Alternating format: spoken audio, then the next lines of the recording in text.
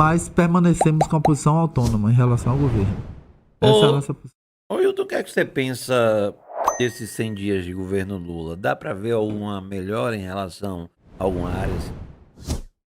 Mas veja bem, o governo deu diversas sinalizações, ao meu ver, que foram positivas, mas permanece naquele cabo de guerra. Eu vou falar aqui de uma sinalização positiva.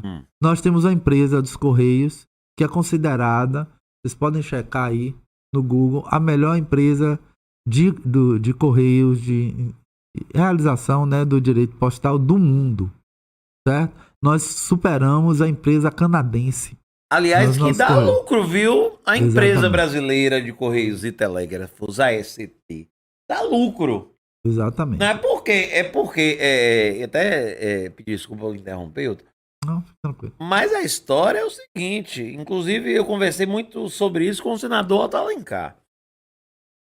A empresa brasileira de Correios e Telégrafos é que isso foi muito dito no governo Bolsonaro, que não dava lucro, não sei o quê. A empresa brasileira de Correios e Telégrafos dá lucro e muito lucro. Exatamente. Lucro. Não é um elefante branco, como o outro governo tentou passar a imagem para poder privatizar. E uma empresa estratégica. Demais, ela é a isso. mais antiga e a mais distribuída pelo país. Né? Olha o tamanho desse país. Exatamente. Ela está em mais de 5 mil municípios, né? Exatamente. Tanto que o Brasil tem 5 mil... Nos menores, Exatamente. Hilton. Só para atualizar, até 2013 o Correios era a 10ª do mundo. Aí eu vi aqui uma de 2020, caiu para 53ª. Aí não consegui achar uma mais atual. Pois é. Mas em relação... Eu esqueci o nome do prêmio. Ela ganhou um prêmio internacional da qualidade do serviço. É como a primeira empresa, passou a canadense. Pois é. Mas aí a gente tem que ver qual foi a instituição. Mas assim, de ququalquer forma é um serviço... muito respeitável, né? exatamente. Se considerar o número de países do mundo, mesmo que seja referenciado nessa titulação aí. Então veja o que acontece. O governo Lula tirou os Correios da lista de privatização, por exemplo. Ô, Hilton, só para interromper de novo, aqui, ó, num dado do que a gente falava de arrecadação. Essa nota aqui, essa matéria é da Agência Brasil Brasília, de setembro do ano passado, 2022. Ótimo. Aqui, ó. O presidente dos Correios, Floriano Peixoto, falou... Aqui. A empresa brasileira de Correios e Telégrafos teve lucro recorde em 2022. Alcançamos o melhor resultado financeiro dos últimos 22 anos.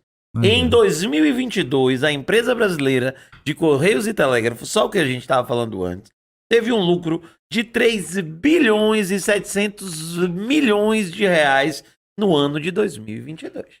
Exatamente. Quer dizer, uma empresa dessa é para ser privatizada? Não é. Não é.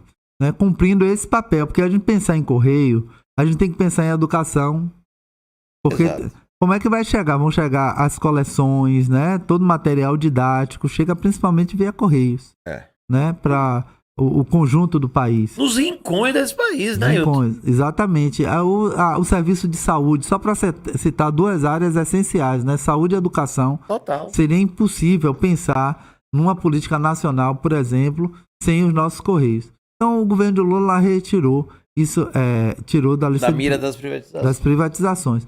No entanto, nós temos uma reivindicação que é uma reivindicação muito importante, que é a retomada da nossa Landulfo Alves, né? Uma empresa que tem um papel importantíssimo, estratégico. Foi vendida para a Selen. Pois é, num processo completamente duvidoso, né? Agora esse escândalo, né? Das joias mostra que pode ter tido algum nível de favorecimento a partir dos interesses mais particularistas, né? Não de joias, né? Mas de altos beneficiamentos. 1,6 bilhões para o grupo Mubadala. É o fundo Mubadala, o grupo Mubadala, que a gente chama de fundo, foi o grupo que comprou a refinaria de Mataripe, a refinaria Landulfo Alves, que funciona aqui na região metropolitana, né?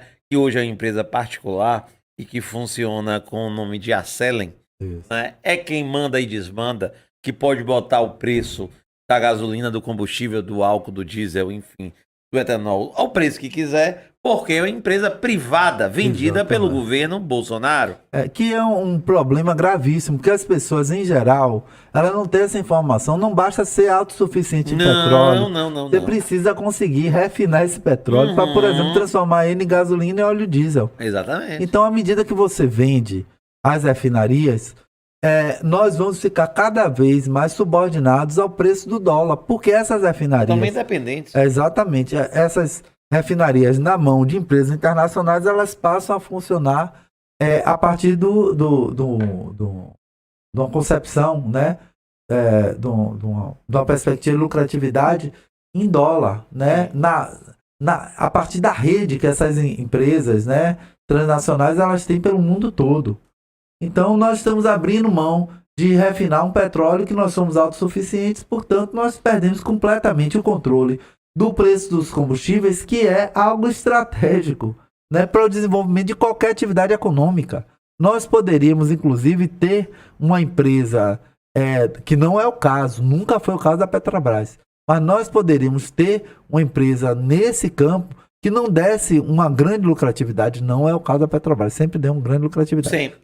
Mas, Sempre. mesmo que ela não desse uma grande lucratividade, é uma área estratégica para botar todos os outros setores para funcionar. Como é que nós podemos abrir mão, né? E, digamos assim, criar um gargalo para os diversos setores da economia, colocando tudo nas mãos, né, de empresas transnacionais. Como a Eletrobras também. Exato.